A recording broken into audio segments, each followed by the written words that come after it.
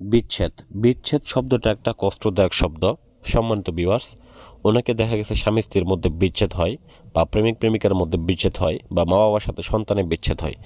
তো আসলে মূলত এই বিচ্ছেদগুলা ঘটায় কে? তো কোনো না কোনো তান্ত্রিকের মাধ্যমে হয়, বা নিজেদের মধ্যে মনোমালিন্যের মাধ্যমে হয়ে থাকে।